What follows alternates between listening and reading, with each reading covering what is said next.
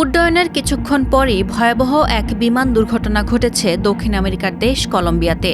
দেশটির দক্ষিণাঞ্চলের পুতুমায়ো অঞ্চলের পুয়ের্তো লেগুইজামো শহরের কাছে সামরিক কার্গো বিমান বিধ্বস্ত হয়ে বহু হতাহতের ঘটনা ঘটেছে। স্থানীয় প্রশাসনের তথ্য অনুযায়ী অন্তত ৬৪ জন যাত্রী নিহত হয়েছেন, যা আরও বাড়তে পারে।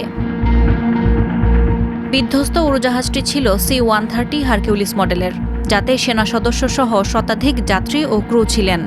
আকাশে উড্ডয়নের কিছুক্ষণের মধ্যে নিয়ন্ত্রণ হারিয়ে এটি মাটিতে আছড়ে পড়ার সঙ্গে সঙ্গে আগুন ধরে যায়। দুর্ঘটনার পর পুরো এলাকা ধোঁয়া ও আগুনে ঢেকে যায়। উদ্ধারকারী দল ঘটনাস্থল থেকে আহতদের দ্রুত উদ্ধার করে হাসপাতালে পাঠায়। গুরুতর আহতদের রাজধানী বোগোতায় নেওয়া হয়েছে। তবে ধ্বংসস্তূপের নিচে আরও অনেক যাত্রী আটকা পড়েছেন বলে আশঙ্কা করা হচ্ছে। কলম্বিয়ার প্রতিরক্ষামন্ত্রী পেদ্রো সানচেজ জানিয়েছেন, প্রাথমিকভাবে এটি কোনো হামলার ঘটনা নয়। উড়োজাহাজটি উড্ডয়নের উপযোগী ছিল এবং ক্রুরা অভিজ্ঞ ছিলেন। দুর্ঘটনার কারণ জানতে তদন্ত শুরু হয়েছে। এই ঘটনায় গভীর শোক জানিয়েছেন দেশটির প্রেসিডেন্ট গুস্তাভো পেট্রো।